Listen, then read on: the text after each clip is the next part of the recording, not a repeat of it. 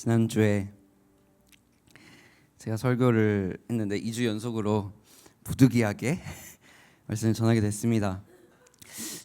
지난주 설교에 대해서 좀 이어서 조금 말을 하자면, 제가 미처 말을 못했던 게 많은 분들이 걱정하시더라고요. 우리 교회 무슨 일이 있어? 왜냐면 제가 지난주에 교회의 영적 전쟁에 대해서 이야기를 하면서 막 연합을 깨뜨리는 모든 것이 영적 전쟁이다 이렇게 했더니 모두 우리 성도님들이 지금 어딘가에 지금 불화가 생겼어? 지금 무슨 일이 생긴 거 아니야? 막 걱정하시더라고요. 제가 그거는 제 미숙한 설교 능력인 것 같습니다. 전혀 그런 일이 없었고요. 제가 원하는 건 뭐였냐면 영적 전쟁이 무엇인지 알고 나서 그 영적 전쟁을 겪을 때와 모르고 나서 겪을 때는 차원이 다릅니다. 제가 원했던 거는 우리 모든 성도님들이 내가 지금 겪고 있는 이것이 그때가 왔을 때에 지금은 저희 교회 아무런 문제 없습니다. 할렐루야. 네, 아주 건강한 교회. 제가 감사합니다. 어떻게 이렇게 연합을 할 수가 있는지. 근데 오해하시지 말았으면 좋겠습니다. 그렇지만 제가 원했던 건 뭐였냐면, 교회가 그런 일을 겪었을 때에 오히려 싸울 적이 누군지를 알고 함께 더 똘똘 뭉쳐서 준비되고 예비된 전신갑주로 무장된 교회가 되자를 얘기하고 싶었던 겁니다. 아멘. 네, 그래서 어떤 누군가가 불화가 있어서 그거를 저격하기 위해서 이성진 전사가 얘기했다, 아무것도 없습니다. 여기에는. 네, 저는 무슨 일이 일어나는지도 사실 모릅니다. 저쪽 교회에 제가 주일마다 가기 때문에 무슨 일이 일어나는지 모르고, 그냥 저는 이 시즌에 영적 전쟁에 대한 이야기를 해주시는 이유가 있겠구나 해서 제가 말씀 준비했고, 오늘도 이 영적인 부분을 살짝 터치하는 이 말씀으로 조금 지난주보다는 더 밝은 주제로 함께 나아갔으면 좋겠습니다. 여러분, 우리가 가장 익숙하고 바라고 기도하는 단어는요, 오늘 또 찬양을 들으면서 느꼈겠지만 부흥입니다. 부흥. 이전에 우리나라에서 일어났던 부흥을 바라기도 하고, 그리고 작년에 한 켄터키 대학가에서 일어난 부흥을 보면서 또 우리는 희망을 품기도 합니다. 성령님의 임재가 아직도 존재하시는구나. 지금 이 땅 가운데도 희망을 잃었다고 하는 젠지, 우리 Z세대, MZ세대들 가운데서도 동일하게 임하실 수 있구나라는 것을 우리는 경험했습니다. 그래서 제가 기도하는 것이 저희 교회가 나아가고자 하는 방향이 이 부흥을 준비하고 부흥을 사모하는 교회로서 특별한 부르심을 받았다. 이 부분에 대해서 이 부흥의 본질은 무엇인가, 그리고 하나님께서 일으키시고자 하시는 부흥은 어떻게 오게 되는가를 조금 이야기를 나누고 싶습니다. 여러분, 우리가 부흥을 다 원하지만 성경에서는 부흥이라는 단어에 대한 언급이 거의 없습니다. 하박국에 있는 한 구절, 3장에 있는 한 구절을 제외하고 부흥이라는 단어는 나오지 않아요. 근데 그렇다고 부흥이 성경적이 아닌 게 아니에요. 무슨 소리냐? 부흥이라는 단어가 없을 뿐이지 성경은 부흥을 계속 외치고 있습니다. 사실 성경의 주제 자체가 다시 살아남, 우리가 구원을 잃고 죄 지은 자로 모습을 입은 우리가 다시 예수님을 알고 다시 한번 죽은 자의 몸 가운데서 다시 살아나는 것을 경험하는 이 리바이벌, 이 부흥을 항상 성경은 이야기를 하고 있습니다. 이게 성경의 주제예요, 사실. 똑같습니다. 삼위일체라는 단어가 성경에는 없잖아요. 그렇지만 성경은 삼위일체를 계속해서 투영해서 보이고 있는 것 같이, 부흥도 마찬가지로 성경을 읽다 보면 계속해서 부흥에 대해서 이야기를 해주고 있는 것이죠. 그렇다면 성경이 말하는 부흥이란 무엇일까에 대해서 우리는 알아봐야 됩니다. 그렇다고 하면 부흥에 대한 정의가 다시 한번 우리한테 새겨져야 돼요. 이 성경 하박국 3장에 나오는 부흥이라는 단어는요, 하야라는 단어인데요, 뜻은 되살아나다라는 뜻이에요. revive. 그러니까 revival이라고 얘기를 하는 거예요. 그래서 우리는 부흥을 뭐라고 얘기하냐면 revival이다. 그래서 이 되살아나는 리바이브에서 나오는 단어가 이제 부흥을 뜻하는 리바이벌이 된 겁니다. 그러니까 여러분, 진짜 그런 부흥은 무엇이냐? 모든 죽은 것들이 되살아나는 것이 부흥입니다. 그렇다면 성경에서는 부흥을 반드시 이야기하고 있죠. 어디에서? 에스겔의 골짜기에 마른 뼈들이 다시 살아나는 것은 결국 무엇을 보여주는 환상입니까? 부흥을 보여주는 환상이고, 여러분, 그래서 그 부흥의 조건에는 무엇이 있냐면 하나님이 불어주시는 생기가 필요하다는 것까지 우리는 알 수 있는 거예요. 여러분, 그래서 조심해야 될 게, 그래서 이게 조심해야 될 게 있는데요, 부흥의 본질과 부흥의 현상을 구분하는 거예요. 그러니까 본질과 그 본질로 이루어져서 그 본질 때문에 나타나는 현상은 지극히 다른 거예요. 여러분, 근데 우리는요 보통 현상을 보고 부흥을 깨닫습니다. 마치 우리가 성령을 어떻게 아느냐, 성령의 열매를 보고 그 성령의 현상을 통해 맺혀지는 열매를 통해 성령을 압니다. 그러니까 그거 똑같이 우리도 실수하는 건 뭐냐면 그 성령님의 그 부흥의 본질은 잘 모르는 채로 현상을 보고 아, 저런 게 부흥이구나라는 감이 잡혀요. 그렇지만 이렇게 오해하는 것이 무엇이냐면 사람이 많이 몰리는 것이 부흥의 본질일까요? 부흥의 현상일까요? 현상일 뿐이죠. 그러니까 여러분, 부흥의 본질은 살리는 영이신 하나님이 임하시는 것이고, 하나님이 다시 죽어간 모든 주님의 백성들을 다시 살리시는 것이, 다시 소생시키는 것이 부흥의 본질입니다. 그러니까 여러분, 그 본질이 이루어지면 뭐가 일어나요? 현상이 일어나요. 그렇게 현상으로 뭐가 생깁니까? 사람들이 몰려오고 많은 사람들이 주님 앞에 돌아가는 것이 우리가 볼 수 있는 거예요. 그러니까 여러분, 그런데요, 중요한 게 뭐냐면 현상을 보고 본질을 준비하면 그것은 망하게 돼 있어요. 본질을 준비하면 현상은 생기기 나름인데 현상만을 보고 본질을 준비하려고 하면 망하게 돼 있는 거예요. 예를 들면 맛집의 본질은 사람이 몰려오는 게 아니죠. 맛집의 본질은 뭐예요? 맛있어야지. 그러니까 음식이 맛있는 본질이 이루어졌기 때문에 사람들이 그 본질을 찾아서 오기 때문에 어떤 현상이 나요? 사람들이 몰려요. 근데 이제 중요한 게 뭐냐면 이거를 뒤집어서 생각해서 현상을 보고 아, 저거 먹히는구나 생각하시는 서툰 창업자들이 있습니다. 그러면 나도 저런 아이템을 준비하면 사람들 우후죽순 이 현상이 오겠지 하면서 너도 나도 따라해요. 우리나라의 가장 신기한 게 뭐냐면 뭔가 하나 딱 떴다 하면 우후죽순으로 그 아이템만 나와요. 뭐예요? 옛날에 대왕 카스테라가 좀 유명했다고, 카스테라 집이 온 매점마다 그 상가마다 있었다가 다음에는 카스테라 또 무슨 일이 있고 나서 다 이제 죽고 나니까 뭐가 생겼어요? 단팥빵이 막 떠요. 단팥빵만 아이템이 와 좋다, 사람 몰리더라, 현상을 보고 아이템을 준비하기 시작하는 거예요. 갑자기 단팥빵 하던 세운 사람들이 일어났는데 너도 나도 단팥빵 만드니까 이제 경쟁력이 떨어지게 되고, 그럼 아이템 가치가 떨어지게 되고 사람들이 안 찾게 되고 망하게 돼요. 단팥빵이 일어나서 뭐예요? 꽈배기가 갑자기 뜹니다. 그러니까 이제 뭐가 생겨요? 꽈배기 집이 어디 막 생기는 거예요. 이 꽈배기 집이 또 줄어드니까 뭐가 생겨요? 마라탕 집이 막 생기는 거예요. 그러니까 마라탕 집 한번 유행한다고 하니까 온 동네마다 마라탕. 이제 마라탕도 이제 없어졌어요. 그럼 마라탕 다음에 이제 뭐가 생길까요? 우리 청소년들? 탕후루. 잘하네. 탕후루가 막 생겨요. 탕후루 맞겠다고 온 집에 그 탕후루 만든 집은 하나인데 그 탕후루라는 아이템은 마치 자기 거인 듯 양 모든 다른 브랜드들이 다 탕후루 막 왜 이렇게 탕탕탕 거리는지, 예. 탕후루들이 막 생깁니다. 다음은 뭘까요? 모르겠어요. 두바이 초콜릿이 또 생겼어? 그거 너 킵해둬라. 또 봅시다. 만약에 진짜 두바이 초콜릿이 어디든지 생기면 해안이 있는 거야, 너는. 근데 문제는 뭐냐면 왜 이런 현상이 반복되고 창업한 사람들이 망하고 사업하는 사람들이 망하냐면 본질을 회복하려는 것이 아니라 현상을 보고 이거 먹히겠구나 하고 가는 거예요. 결국 현상만 따라가다 보니 본질은 이루어지지 않는 현상이 나타나고 사람들은 그것에 대해서 실망을 하기 시작하고 더 이상 그것을 찾지 않게 되는 겁니다. 부흥도 마찬가지예요. 여러분, 교회가 부흥을 목표로 삼을 때요, 부흥의 본질은 놓치고 현상을 쫓으면서 어떤 프로그램을 많이 만들어냅니다.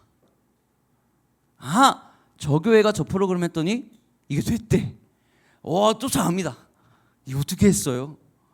프로그램. 여러분, 그런데요, 저희 교회가 4년 전부터 모든 프로그램을 다 내려놨습니다. 그래서 뭐예요? 부흥은 프로그램으로 이어지는 것이 아니다. 본질이 회복돼야 한다면서 뭐를 시작했습니까? 기도의 집을 시작한 거예요. 우리가 기도의 집을 프로그램이라고 생각하는데 여러분, 아닙니다. 기도의 집은 단순히 그 예배의 본질을 회복하기 위해서 우리가 새로 세팅한 방법 중에 하나일 뿐이지, 그거는 아니에요. 무슨 소리인지 알아요? 이것 때문에 부흥이 일어나는 건 아니에요. 이해가시죠? 그러니까 우리는 그 부흥의 본질을 세우고자, 그렇게 해서 어떻게든 기도와 말씀과 예배를 살리고자 이 일을 시작하게 된 것이죠.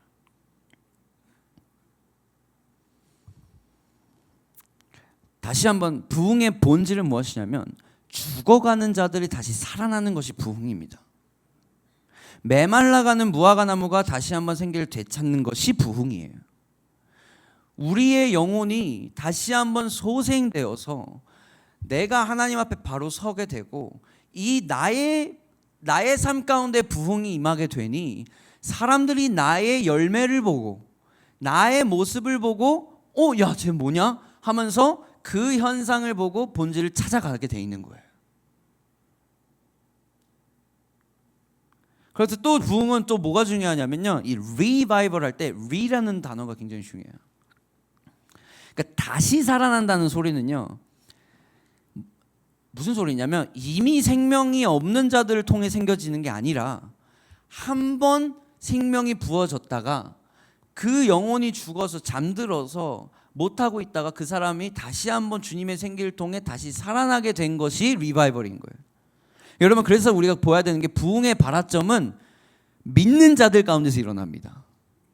그러니까 가장 먼저 믿는 자들 사이에서 일어나서 믿지 않는 자들한테 퍼지는 게 부흥의 본질이에요. 그러니까 전도와 부흥의 다른 점을 이야기를 하자면, 전도는 어디에서 일어나는 거예요? 믿지 않는 자들에게서 일어나는 현상이지만, 여러분, 부흥은요, 믿는 자들 사이에서 일어나는 현상입니다.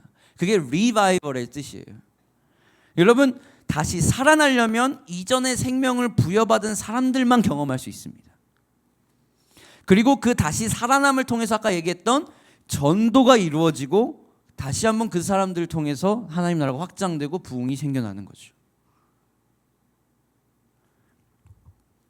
많은 교회들이 부흥의 소식을 막 듣습니다.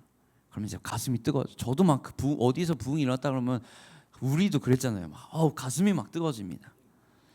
그러면서 자기들도 무언가를 해보려고 합니다. 야, 저기 교회가 저거 했는데 먹힌다더라. 저 교회 저거 했더니 사람들이 많이 늘어났대 하면서 어떤 일을 하냐면, 부흥의 현상을 보고 부흥의 조건을 찾습니다.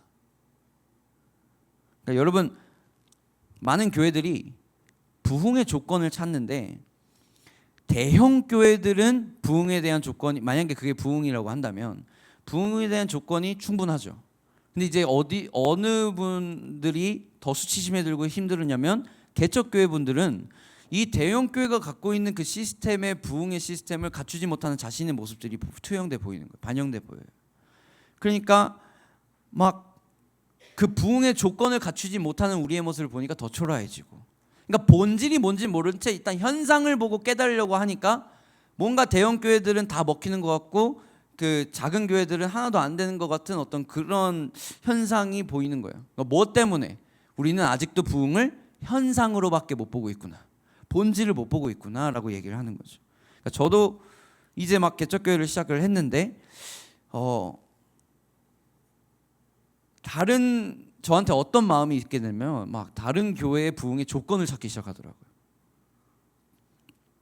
근데 그 조건을 갖추지 못하는 제 자신을 보면 이제 자존감이 낮아지기도 하고, 그럼 또 다시 한번 머리를 텁니다. 이게 아니지, 그게 아니지. 그러니까 우린 조건을 너무 좋아해. 야, 누군가 어디 좋은 회사 들어갔다더라. 그래? 그럼 들어가려면 조건이 뭐요? 그래서 그 조건 어떻게든 우리가 갖추려고 막 안간 힘을 다 쓰잖아요, 그죠?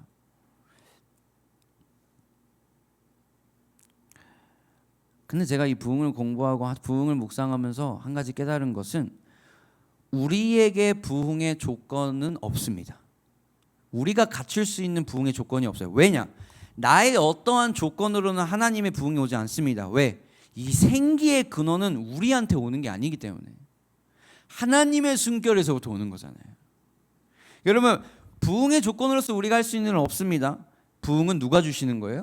하나님의 주권으로 주님의 주체로서 주님의 뜻 따라 주시는 거예요. 그러니까 부흥의 조건이라고 얘기한다면 우리한테는 없습니다. 오직 하나님의 뜻에 달려 있는 거예요. 그게 부흥의 조건이죠. 근데 제가 이거 왜 갑자기 부흥에 대해서 뭐 이렇게 강의하듯이 이렇게 떠드냐 하면, 이 부흥에 대해서 갈망하고 이 작은 개척교회 목사가 갖춘 것도 없고, 물론 갖춘 거 많습니다. 다른 개척교회보다는. 할렐루야, 우리 아름다운 꿈의 교회 도움으로써. 그런데 어떤 눈에 보이는 어떤 그런 것이 없고, 어떤 다른 대형 교회나 다른 먹히는 교회들을 막 보면서 고민을 했던 저에게 있었던 간증을 드리고 싶었어요. 저희 헤이븐에서 미국에 사는 소피아라는 볼리비아의 여자 청년이 오게 됐어요. 그러니까 부모님이 이제 볼리비아 사람이고 이민을 오셔서 이 소피아는 미국인으로 태어났고요. 이 친구가 저희 교회에 오게 된 배경이 굉장히 특이합니다. 왜냐하면 이 볼리비아의 선교사 자녀인 우리 영원이가 저희 교회 다니잖아요. 근데 이 친구가 그냥 길에 걷다가 어느 외국인이 갑자기 이 친구한테 길을 물어보려고 말을 딱 건 거예요. 그러니까 이 소피아예요, 이 외국인이. 그래서 그냥 소피아 입장에서는 뭐예요? 그냥 아무 한국인이나 잡아서 길 물어본 거예요. 영원이가 보기에 얘는 볼리비아 선교사 자녀니까 저희 뒤에 있는데, 이 친구가 딱 보니까 남아메리카에서 온 친구 같아가지고 Do you speak Spanish? 그러니까 스페인어 할 줄 아냐고 다 물어봅니다. 그랬더니 이 친구가 반가워하면서 스페인어 한다고, 잘한다고. 그래서 반가워가지고 하는데 또 어디서 왔냐니까 나 볼리비아 사람이라고. 그냥 남아메리카만 생각했는데 나라까지 갔네. 그래서 영원이가 나 볼리비아에서 태어났다고 막 하면서 엄청난 우연으로 막 서로를 알게 되는데, 그런 와중에 이제 영원이가 갑자기 그 감동이 들었나 봐요. 교회 다니냐 물어본 거예요. 영원이가 교회를 물어보니까 소피아가 마침 교회를 찾고 있었다는 거예요.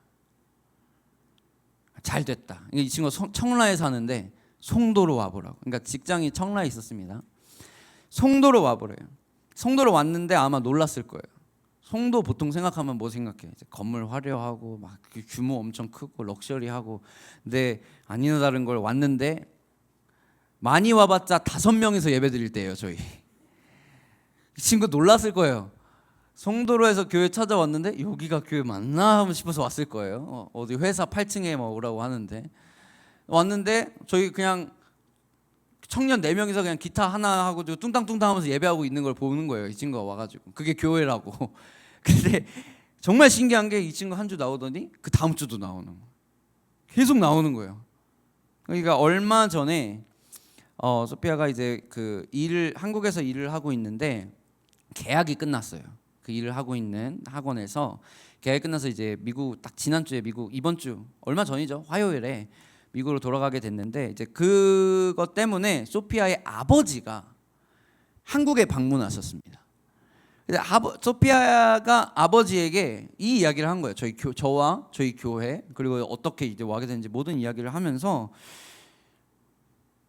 이야기를 했더니 그 아버지가 소피아한테 이성민 전도사랑 반드시 만나서 얘기를 해야겠다 하신 거예요. 저는 갑자기 소피아한테 문자가 왔어요. 아버지가 너를 뵙고자 하신다. 저는 이게 무슨 소리겠어요. 깜짝 놀란 거예요. 뭐지? 내가 소피아한테 뭐 잘못한 거 있나? 갑자기 만나고 싶대요. 그래서 저는 뭐 그거 아니면 그냥 소피아의 아버지니까 뭐 궁금한 거 있으신가 보다 하고 이제 했는데, 제가 그날 그분과 하는 그 이야기에서 그 말로는 표현할 수 없는 성령님의 감동을 받았습니다. 여러분, 이분이 누구냐면 1970년도에 볼리비아에 있었던 한 마을의 부흥도 아니고 한 도시의 부흥도 아니고 전 국가적인 부흥을 1차적으로 맛보고 눈앞에서 부흥의 현장을 직접 보신 분이었어요.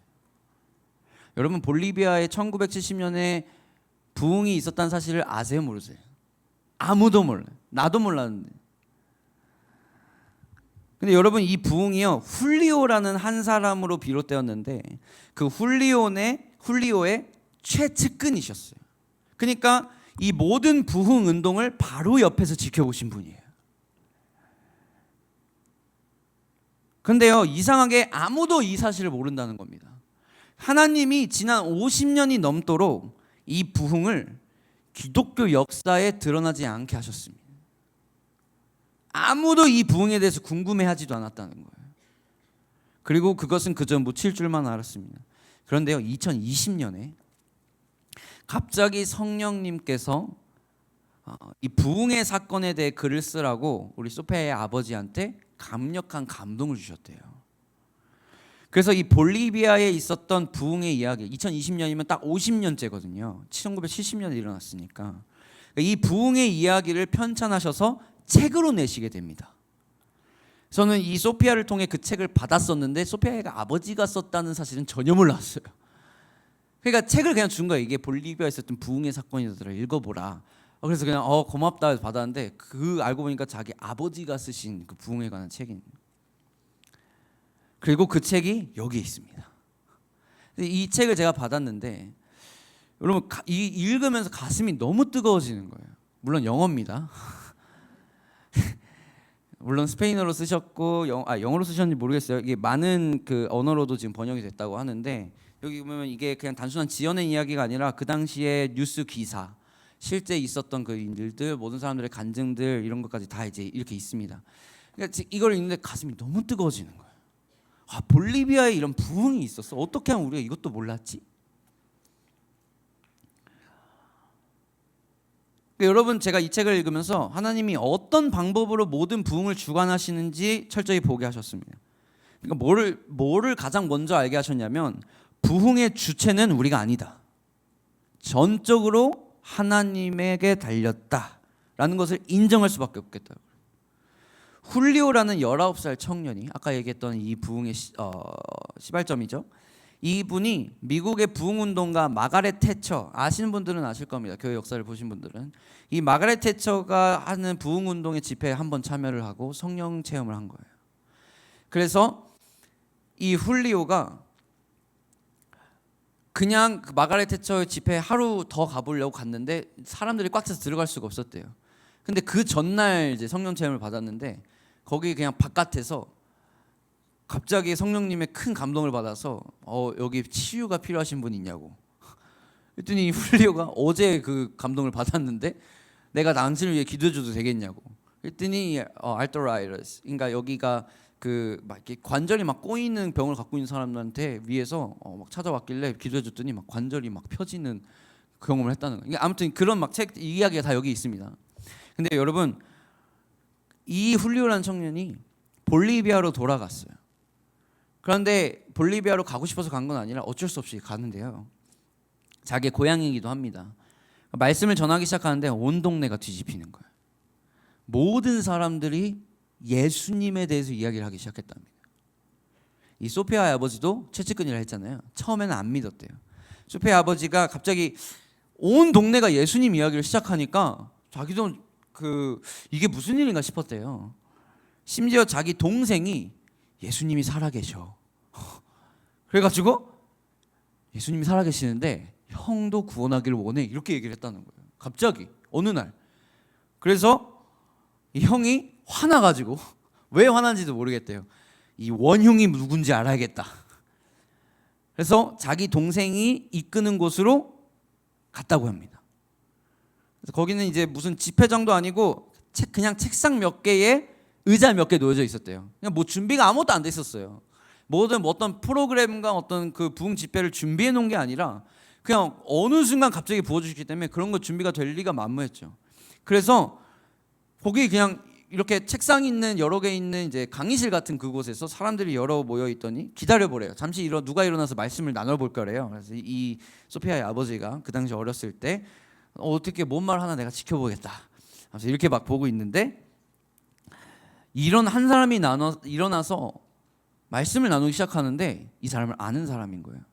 누군지 보니까 얼마 전까지 마약을 거래하던 마약 딜러야. 그래서 깨달았답니다. 이놈이 마약으로 온 동네 사람들을 지금 휘두르고 있구나. 근데 그 사람이 일어나서 예수님에 대해서 들어보고 이렇게 얘기했대요. 예수님에 대해서 더 알고 싶고 구원을 받고 싶은 사람 손을 들어보라. 이렇게 얘기했는데 자기도 모르게 손이 들리더래요. 그랬더니 정신 차리고 보니까 자기가 무릎을 꿇고 있더래요. 그리고 환상을 보여주신데 십자가에 못 박히신 예수님의 환상을 보여주신 거예요. 그 젊은 페르난도, 우리 소피아의 아버지한테. 그 후에도 이분이요, 여러분 평소에 담배를 12살부터 피우신 분이에요. 그리고 근데 성령 체험 후에 담배 냄새가 갑자기 역하였대요. 그리고 성령이 이 페르난도를 덮으셔서 죄에 대한 거룩한 책망을 주시고 회개하기 시작했다는 거예요. 나중에 한 나이가 들어가지고 하나님하고 좀 사이가 나빠질 때 그럴 때 있잖아요. 그래가지고 담배를 다시 물려고 했는데 물을 수가 없더래요. 그때 그 맛이 안 난대. 이 책에 다 있어요. 재밌어요, 이 책. 근데 그리고 욕도 입에 담고 살아요. 그런데 욕을 하고 싶어도 욕이 안 나오더랍니다. 아무튼 이 마약 딜러가 이러고 있으니 뭐지 하고 보니까 얘도 부흥을 경험한 지 얼마 안 된 애예요. 근데 갑자기 성경도 뭐도 신학교 가지도 않고 성경 뭐도 모르는 애가 일어나서 예수님의 갑자기 십자가 보혈대에서 설교하더니 단순해요. 메시지도 뭐 복잡한 게 아닙니다. 어떤 뭐 설득이 필요한 것도 아닙니다. 그냥 선포만 한 거예요. 그랬더니 모든 사람들이 갑자기 무릎을 꿇고 하나님께 회개하고 성령 체험을 하기 시작했답니다. 아무것도 준비가 안 되니까 절대적인 하나님의 주권 아래에 부흥이 시작된 겁니다. 여러분, 우리가 부흥을 기도합니다. 그 부흥을 위해서 별의별 거 다 해봐요. 부흥을 외치는 얼마나 많은 컨퍼런스와 수련회들이 있습니까? 그죠? 그 부흥을 위해서 뭔 시도든 다 해볼 수 있는 거 다 해봅니다. 그런데요, 우리가 인정해야 할 게 뭐냐면 부흥의 주권은 누구한테 달렸다? 여러분, 성령님한테 달린 거예요. 성령님도 하나의 인격체인 걸 아십니까? 성삼위일체할 때 모든 성부, 성자, 성령은 각자의 인격을 갖고 있는 인격체입니다.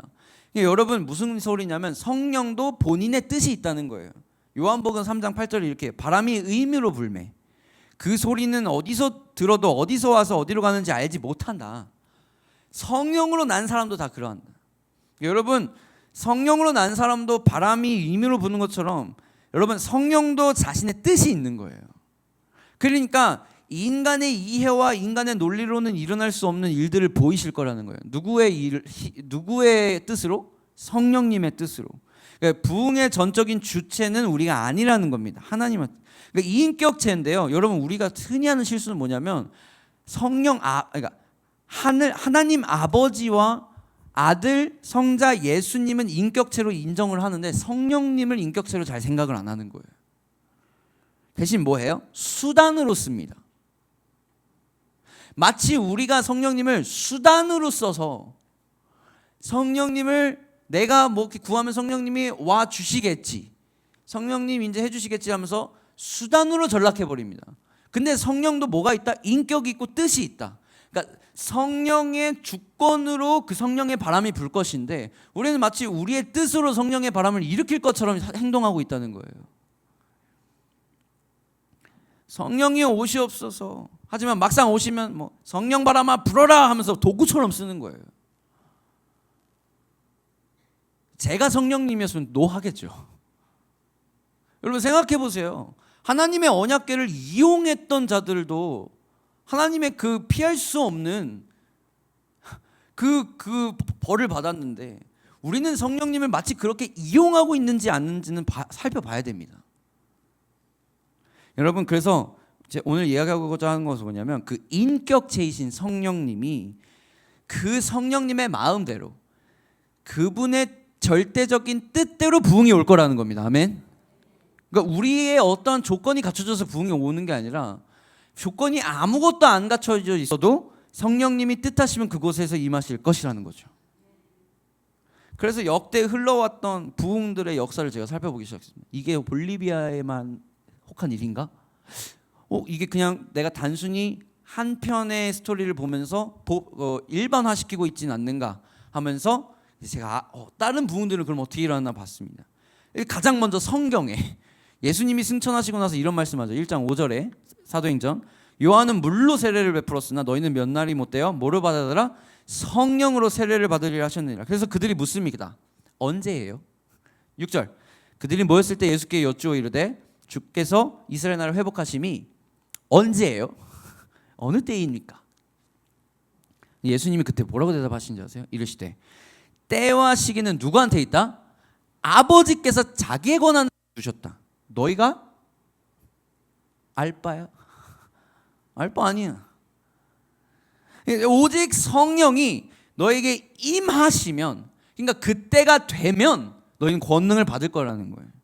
예루살렘과 온 유대와 사마리아 땅 끝까지 이르러 내 증인이 될 거라는 거예요. 근데 그때는 네 알 바 아니야. 나한테 있어. 이거죠. 그러니까 여러분, 그래서 이들이요, 이 말씀만 붙들고 120명이 모여서 어디로 모입니까? 마가의 다락방에 모여서 기도를 시작해요. 그래서 14절에 여자들과 예수의 어머니 마리아와 예수 아들과 더불어 그 120명이 어떻게 합니까? 마음을 같이하여 오로지 기도에 힘쓰더라 하십니다. 그래서 마음을 같이 기도에 힘쓰기 시작합니다. 이 120명이 부흥이 언제 올지 알았습니까? 몰랐습니까? 그저 오시겠지. 여러분, 이 기도가 자기들도 기도하면서 한 5일쯤 됐을 때 제가 만약에 그 사람 중에 한 명이었다면 중간에 포기했을 것 같아. 열흘이 아니라 1년이 될 수도 있잖아요. 그죠? 10년이 될 수도 있잖아요. 난 언제까지 이거 해야 돼? 근데 그거 모른 채로 하는데 감사하게도 열흘 만에 오시. 그러니까 여러분, 아무도 몰랐다는 거예요. 부흥은 언제 오는지 예견할 수 있는 사람은 없었다는 것이죠. 다른 것도 제가 봤습니다. 1907년 평양 대부흥을 예견했던 사람들은 없어요. 그런데요, 제가 중1 때 2007년, 그게 제 중1 때입니다. 아직 저 젊어요. 네. 지금 2007년에 태어난 애들 저기 있지. 근데 2007년에 제가 뭘 기억하냐면 버스 46번 버스 딱 지나가면서 딱 거기 뭐 하나 표가 있는데 어게인 평양 대부흥. 그래서 2007. 그러니까 1907년에 평양 대부흥이 있어가지고 2007년에 다시 한번 100주년을 통해서 다시 평양 대부흥 외치자는 움직임이 있었어요. 부흥이 안 와요. 통계적으로 봤을 때 2007년 그쯤부터 오히려 한국 교회는 쇠퇴하기 시작합니다. 물론 그게 그렇게 했다는 건 아니지만 결국 부흥은 오지 않았다는 것이죠. 여러분, 제가 KMBC를 졸업했습니다. 다른 부흥도 이제 공부를 해요. 저희 학교가 저희가 작년에 자주 들었던 에즈베리 대학은요, 저희 그 KMBC는 그 에즈베리 대학에 졸업하신 분이 세운 학교입니다. 그러니까 에즈베리 부흥 다 들어보셨죠? 그래서 제가 그 학교도 제가 다닌 학교랑 1시간 거리기도 하고, 실제로 제가 그 캠퍼스에 가봤고, 그러니까 많은 공부를 이제 하는데 그때 뭘 공부했냐면 1970년에 먼저 있었던 에즈베리 부흥에 대해서 제가 공부를 했었어요. 근데 여러분, 그 1970년 때 있었던 에즈베리 부흥은요, 아무도 예견하지 못했던 부흥이에요. 똑같은 거예요. 우리가 부흥 준비하자 해서 했던 게 아니라 바람처럼 임의로 오신 성령님으로 인해 인해를 이루은 거예요. 지난 그 1970년 2월 3일에 갑자기 성령님이 그 장소에 임하면서 사람들이 죄를 회개하고 하나님께 모든 것을 내어드립니다. 여러분, 50년 뒤에요, 이 에즈베리 대학이 뭘 준비하냐면요, 딱 50주년이 된 거예요. 그럼 뭔가를 해야 되잖아요. 50주년인데 2020년에 이 에즈베리 학교에서 이 부흥을 기념하기 위해서 50주년 프로그램을 만듭니다. Again 1970. 예배도 합니다. 근데 오라는 성령님은 안 오고 2020년에 뭐가 와요? 코로나가 와요.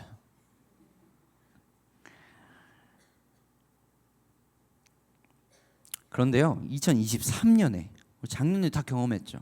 아무런 예고도 없었는데 그 대학교 채플 시간이 끝나자마자 벗어날 수 없을 만큼 진한 성령님의 임재가 그곳을 덮었고요. 그 예배는 끊이지 않고 19일이나 지속됐습니다.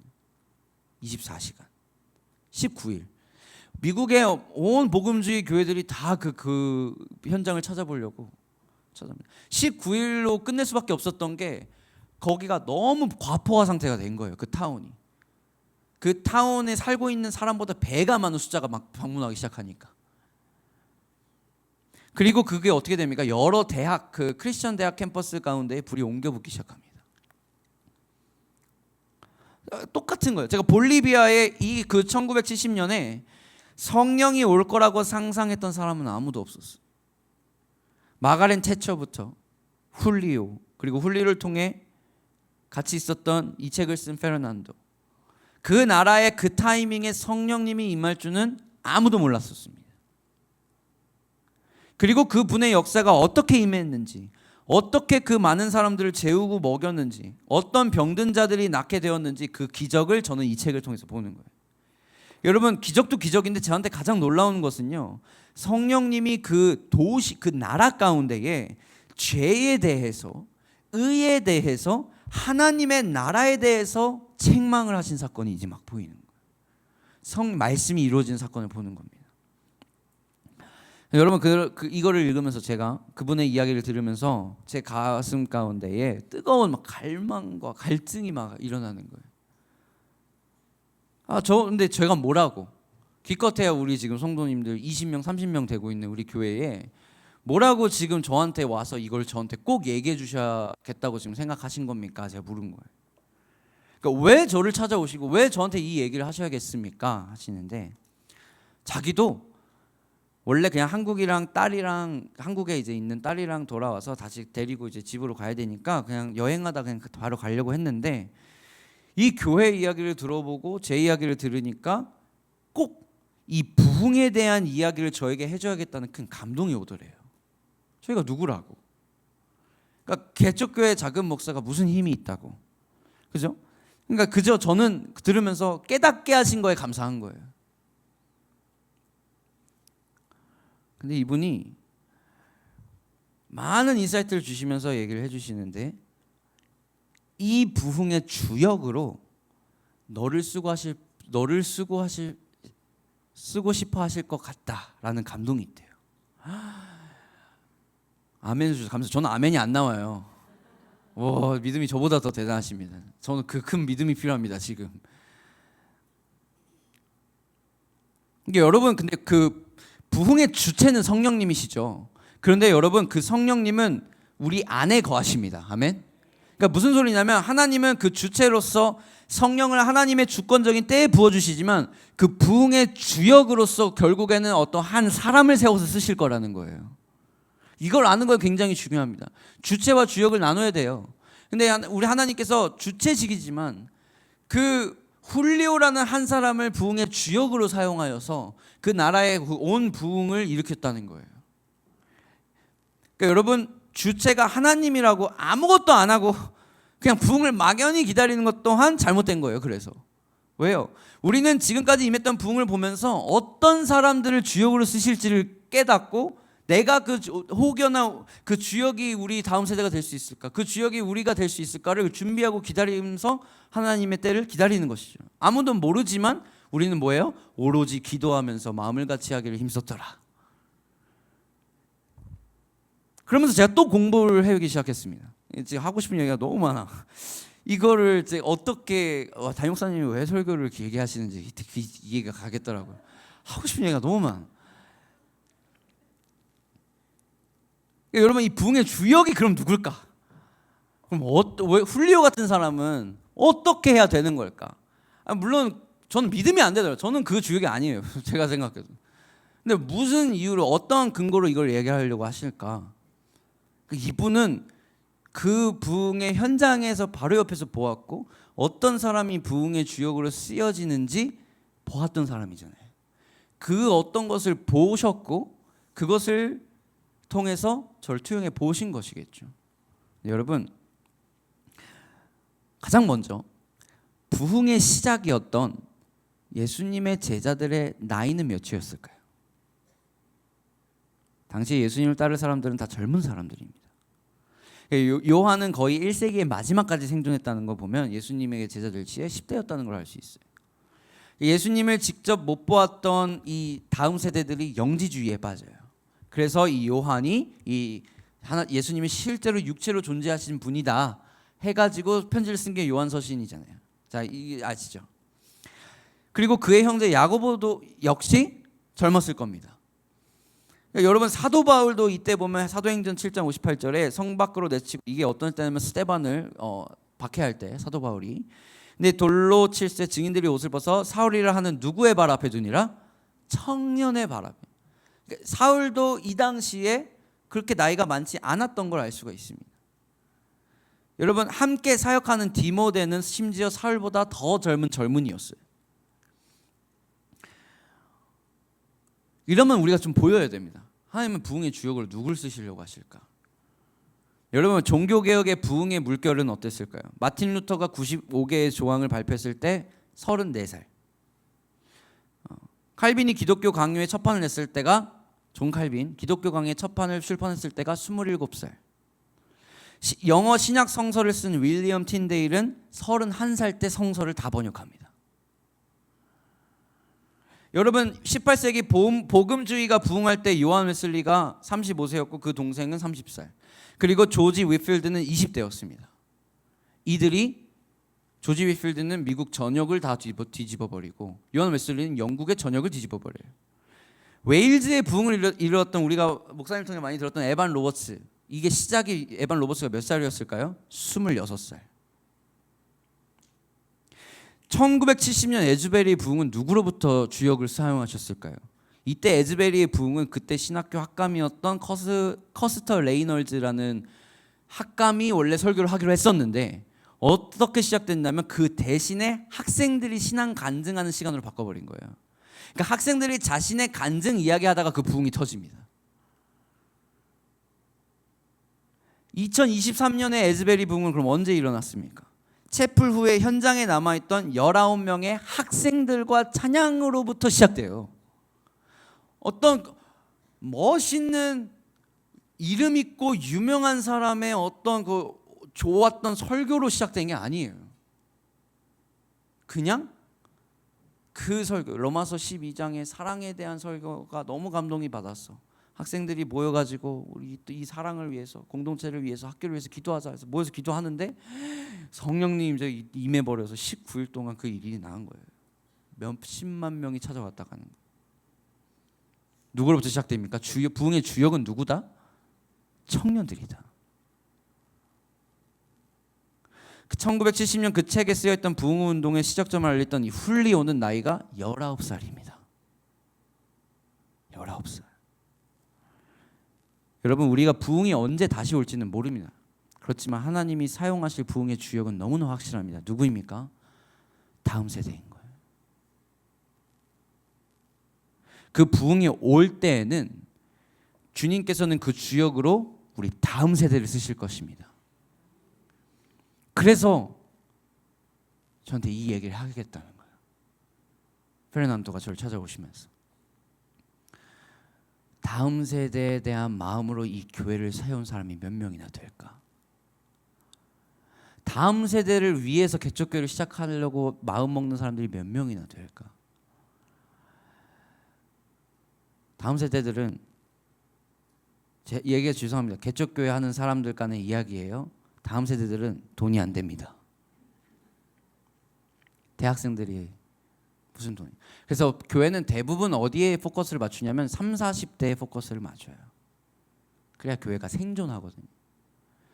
근데 다음 세대에 대한 마음과 비전을 품고 이런 큰 도전을 할 교회가 얼마나 될까? 제가 볼 때는 담임 목사님이 대단한 사람.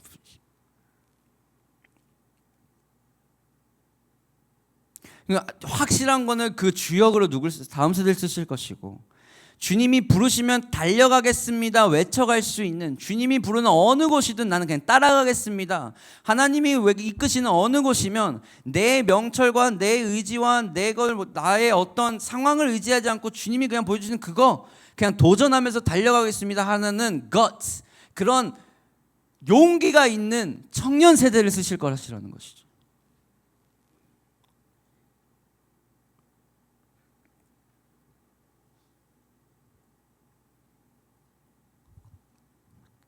여러분, 부흥은요 성령의 주권으로 바람처럼 옵니다. 근데 중요한 것은 그 바람이 불 때에 이 교회가 가지고 있는 영적인 컨디션이 중요해요. 여러분, 그렇다고 해서 이게 조건이라는 건 아니에요. 사실 이거는 바꿔 생각해야 됩니다. 여러분, 우리한테 조건은 없습니다. 부흥의 조건은 없어요. 그렇지만요, 이 부흥이 왔을 때 우리의 반응은 중요해요. 그리고 그 반응을 일으킬 수 있는 컨디션이 중요한 거예요. 여러분, 제가 어떤 분이 이런 말을 하는 거 들었어요. 이거는 기독교인이 얘기한 게 아니에요. 이거 얘기예요. 기회가 왔을 때 잡아라라는 말은 틀렸다. 기회가 왔는데 너가 준비가 안 돼 있는 거라면 그건 너의 기회가 아니다, 이렇게 얘기하더라고요. 너무 멋있는 거예요. 근데 저는 그게 마치 주님의 음성처럼 들려요. 부흥이 왔는데 그때 잡기에 이제부터 어떻게 할까 생각하기엔 늦었다. 부흥이 올 때에 그것을 받을 수 있는, 그것을, 부흥의 파도가 올 때에 그 파도를 탈 수 있는 준비가 안 된 거라면 그건 너의 부흥이 아니야. 그러니까 저한테 막 훅 다가오는 거예요. 여러분, 베드로도요 오순절 사건이 임할 줄 알았어요, 몰랐어요? 베드로는 전혀 몰랐죠. 성령님이 갑자기 그 열흘 뒤에 성령님이 오셔서 모든 사람들이 성령님을 체험할 거라는 사실을 몰랐어요. 그런데 베드로가 이 기회가 딱 올 때 뭐 합니까? 당당히 그 앞에 나가서 말씀을 선포하기 시작해요. 그러니까 베드로의 2장은요 오순절의 사건으로 끝난 게 아니라 성령 체험 이후에 말씀을 강연하는데 이걸 이어나갔다는 게 더 중요해요. 그러니까 베드로는 뭐가 있어요? 그 성령의 파도를 탈 수 있는 힘이 있었어요. 여러분, 성령님이 하시고자 하는 일을 절대로 베드로는 가만히 내버려 두지 않은 거예요. 일으키실 때 뭐 한 거예요? 거기에 어떻게든 참여하고 주님께서 하시는 일에 동참하려고 한 거예요. 주역이 되려고 하신 거죠. 하나 안타까운 것은 뭐냐면요, 많은 사람들이 이 after follow가 안 돼요.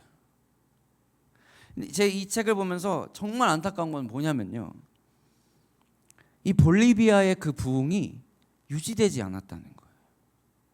아무도 이 이야기를 모른다는 거예요. 여러분, 영적 부흥은 뭐로부터 시작되냐면 그 각성으로부터 시작돼요. 이게 대각성이라고 얘기를 해요. 그런데요, 이 각성만 하면 뭐합니까? 다시 잠들어 버리는데. 여러분, 이 책을 읽으면서 다른 거는 진짜 너무 가슴이 뜨거워지고 그거를 경험할 수 있는 거구나, 이게 실제로 가능한 거구나, 제가 뭐 보면서 가슴이 뜨거운데 한켠으로는 너무 안타까운 게 왜 아무도 이걸 모를까? 심지어 거기서 태어난 선교사 자녀였던 우리 영원이도 이런 일이 있었다는 사실조차 모르더라고요. 평생을 그곳에서 자랐는데, 18년을 그렇게 해서 살았는데. 여러분, 우리한테 무엇이 필요하냐면 부흥이 왔을 때 부흥의 주권은, 부흥의 주체는 하나님한테 있지만 우리한테 필요한 거는 부흥의 주역으로 쓰임받을 컨디션이 우리한테 있어야 한다는 것이고요. 그리고 문제는 뭐냐면 그 컨디션을 유지할 수 있는 하나님의 말씀과 그 컨디션을 유지해서 그것을 계속 일으킬 수 있는 계속 하나님에 대한 충분한 성령님의 임파테이션과 성령님의 에너지 충전, 그러니까 성령님의 충만함이 계속 필요하다는 거예요. 근데 볼리비아는 그걸 하지 못한 거예요. 너무나 갑작스럽게 온 이 부흥에 성령님께서 하시고자 하는 일을 온 국가적으로 경험을 했지만 지금 그것이 이 나라를 바꾸고 나라의 체제를 바꾸고 이 나라의 현실을 바꾸기에는 너무 부족했다는 것이죠. 이분이 티타임, 저랑 이분이랑 티타임을 마치면서 이런 말씀 해주시더라고요. 성민 전도사, 당신에게는 다음 세대 사역이라는 소망과 부흥에 대한 갈망, 그리고 교회의 연합이라는 갈망이 있는 것은 아무한테나 주는 갈망은 아니, 우연이 아니다. 그리고 그것을 위해 기도로 준비해라라는 말을 하신. 그리고 마지막에 눈물을 흘리시면서 저랑 껴안으시고 가셨어요. 전 뭐라고? 제가 뭐라고 오셔서 저를 위해서 눈물까지 흘려주시고. 이분이 너무나 그 성령님의 민감함이 저한테 느껴지는 거예요. 제가 하는 이 모든 이야기는 다 그분이 하시는 이야기입니다. 결국에. 여러분, 우리 부흥 사모하죠.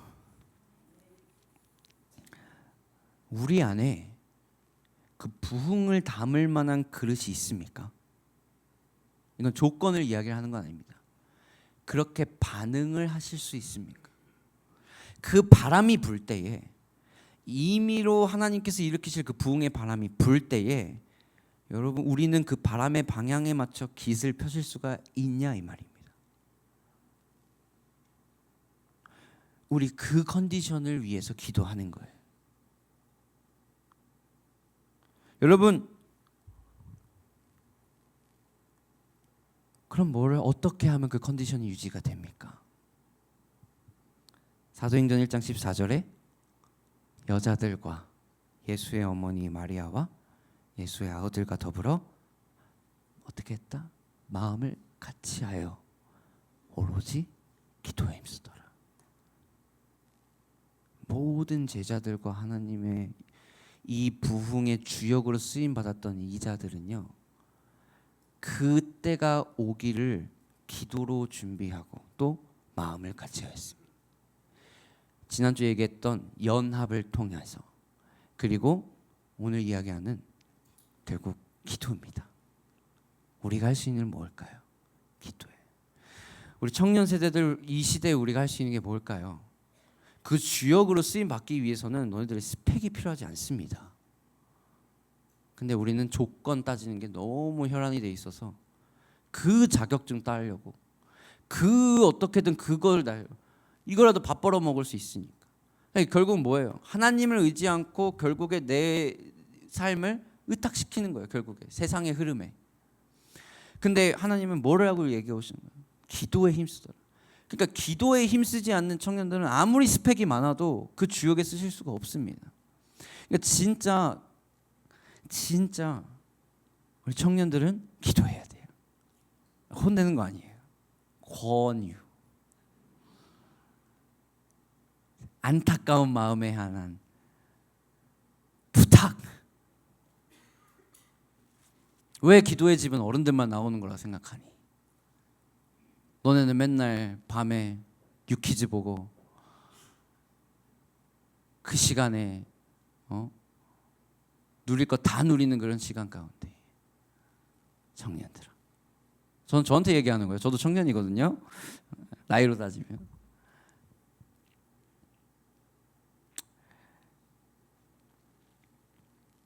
그 바람이 불 때 바람의 방향에 맞춰서 깃을 펼 줄 아는 준비가 돼 있어야 되는데, 그 깃은 기도로부터 만들어지는 거예요. 창팀 올라주세요.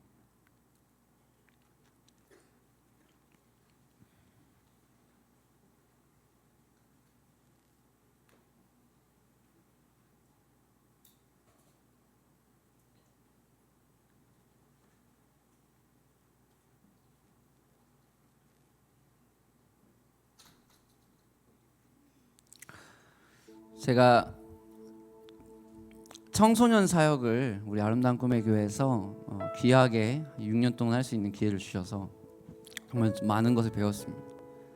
가장 저가 그것 가운데 가장 귀하게 여기는 것은 뭐냐면 다음 세대들을 향한 마음을 품게 주셨다는 거예요.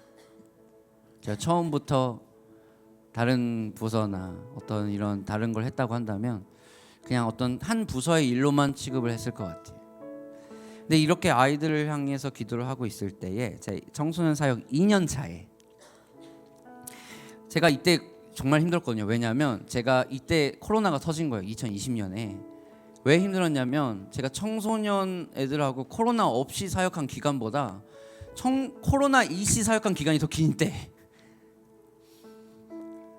갑자기 뭐 이런 일이 나가지고 6개월 만에 터진 거예요, 코로나가. 제가 청소년부 맞고 한 2년 차 때는 1년 반을 한 거예요, 코로나로만. 근데 그때 이제 저희가 어차어차해서 리콜이라는 청소년 수련회를 하시게. 그래서 기억나지, 동원아?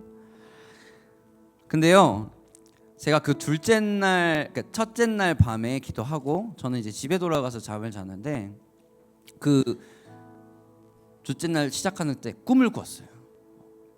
제가 근데 꿈이 보통 꿈은 있는데 쟤는 이게 꿈이 너무 선명해서 막 깼을 때 시간이 7시 26분이었던 것까지 기억나요. 이게 저한테 큰 충격이었는데 이건 제 꿈입니다. 근데 어떻게 받아들이실지는 믿음으로 취하시길 바랍니다. 멋진 배가 선착장에 딱 서 있는 거예요. 이걸 보여주세요. 환상 가운데, 꿈 가운데에. 근데 그 선착장이요, 레스토랑으로 리모델링을 한 거예요. 이거 내 이야기 기억나? 이게 거짓말이 아니고 제가 지금 만드는 게 아니라는 걸 지금 증명해 드리는 겁니다. 애들하고 다 나눴거든요. 이 선착장이 레스토랑으로 리모델링이 되어 있는데 거기 안에 장사를 하고 있어요. 제가 그게 너무 신기해서 그 배를 보는데, 이 배에 아이들이 막 들어오려고 하는데 주인이 아이들 내쫓는 거예요. 돈이 안 되거든.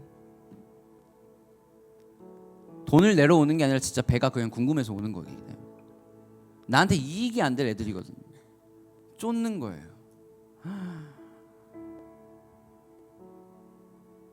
그때까지는 그 뜻을 몰랐어요. 그런데 얼마 뒤에 딱 뒤돌았는데 아이들이 배에 타 있는 거예요. 순간 몇 명의 아이들이. 근데 그 배가 갑자기 운항을 시작합니다. 근데 그 선착장에, 배 안에 있어야 될 주인이 선착장에 그냥 서 있어요. 그러면서 배가 떠나니까 역정을 내기 시작합니다. 자신들의 장사 수단이 없어졌어. 그리고 그 배에 함께 있지 못했었죠. 다 깼는데 7시 26분. 이미 배는 떠나고 없어. 여러분, 저는 이게 단순한 우연이 아니라 하나님께서 보여주신 꿈이라 믿습니다. 왜? 말씀에는 자녀들은 뭐 할 것이요? 청년들은? 아비들은? 저는 이게 그냥 우연이 아닌 거예요. 진짜 말씀이 전하는데요, 여러분, 이게 현실인 거예요. 그 꿈이 항해하라고 만든 배를 레스토랑으로 바꾼 것처럼, 어쩌면 우리가 영적 전쟁하라고 만든 교회를 사업의 수단으로 여기고 있지는 않는가? 하나님의 나라를 확장하라고 만든 교회를 내 나라 확장하기 위해서 나의 의를 이룰 공간으로 바꿔버리진 않았는가? 예수님 시절에 기도의 집으로 쓰라고 만든 성전이 사업의 수단으로 쓰여졌던 것과 똑같은 일들이 지금 이 한국교회 가운데 일어나고 있지는 않는가? 그리고 그 이듬해, 그 해 2021년에 저희는 기도의 집을 시작했습니다. 왜요? 부흥을 유지하고 부흥을 이끌어 나갈 다음 세대를 세우기 위해서, 그리고 그 교회가 부흥의 돛을 피우기 위해서, 닻을 피우기 위한 컨디션을 만들기 위해서, 부흥의 본질을 회복하여서 그 현상을 보이려고 하지, 현상 때문에 본질을 잃어버리는 교회가 되지 않기 위해서 기도의 집을 한 겁니다. 여러분, 우리 부흥을 위해서 뭘 할 수 있습니까? 마음을 같이하여 오로지 기도에 힘쓰더라. 기도하는 겁니다. 부흥이 올 때 파도를 탈 수 있는 힘은 기도로부터 나올 겁니다. 아멘. 여러분, 조 목사님이 이야기하신 것처럼 우리는 예배 전쟁 중에 있어요. 다음 세대들을 주역으로 쓰려고 하시니까 다음 세대들 가운데 영적 전쟁이 제일 심해요. 이 다음 세대들이 예배를 하지 않기 위해서 뭐 어떠한 노력도 감수하는 것이 사단의 영적 전쟁인 겁니다. 우리한테 예배 드리는 건 쉬워요. 근데 애들한테 너무 힘듭니다. 애들한테는 전쟁이거든요. 이것까지는 제가 안 보여드리려고 했는데 시간이 지나서 진짜 이것만 보여드릴게요. 마지막으로 영상 하나 3초짜리 보여주세요. 소리 있습니까? 소리?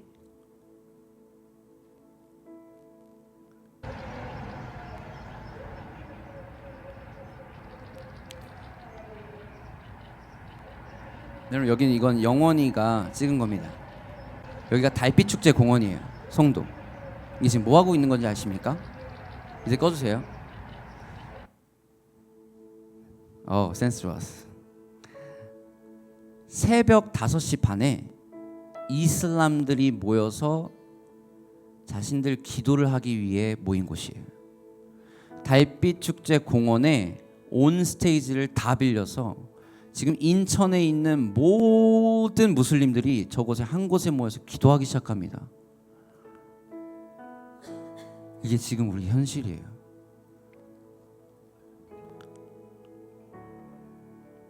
우리 영적 전쟁 중에 있습니다.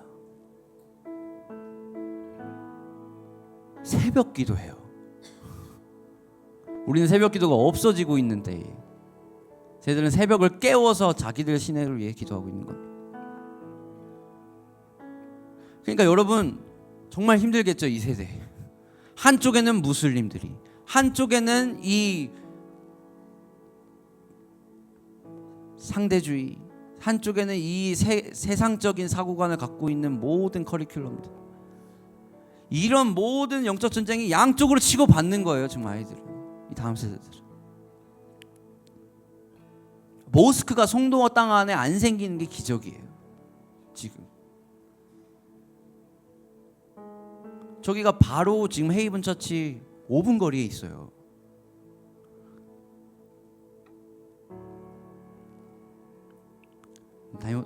조 목사님이 얘기하셨듯이 저들이 기도하는 것은 결국 가짜 신인 걸 아시죠? 우리는 무엇이 있습니까? 하나님이 있습니다. 이 시대에 엘리야가 일어나야 될 줄로 믿습니다. 주님은 그 엘리야를 주역으로 쓰셔서 그 한 사람을 통해서 400명의 선지자들을 몰살시킵니다. 여러분 지금 이 시대에는 그 한 사람만 세워져도 이 땅 가운데, 이 도시 가운데 영적 공기를 바꾸실 것입니다. 모든 예배 전쟁 가운데 승리를 선포하실 것입니다. 지금 우리는 불이 떨어지기를 기도해야 됩니다. 하나님 성령의 불을 이곳 가운데 이루어 주십시오. 재단 전쟁 가운데 승리할 수 있는 힘을 허락하여 주시옵소서. 이 인천 땅에 예배 전쟁을 이길 수 있는 힘은 하나님을 향한, 다음 세대들을 향한 전적인 기도에 달려있다는 것을 알아야 됩니다. 주여, 우리 부흥을 준비합시다. 불이 떨어질 것입니다. 성령님이여 불이 임하게 하여 주십시오. 다음 세대를 통해 부흥의 주역을 세워 주시옵소서. 다시 한번 부흥을 일으켜달라고 우리 다 같이 한번 주여 한번 외치고 기도하겠습니다. 주여! 오늘 들었던 이 말씀이 듣는 말씀에서 끝나지 않고 여러분들의 삶에 살아내는 말씀으로 생명력 있는 말씀이 될 수 있기를 주님의 이름으로 다시 한번 축복합니다. 온 하늘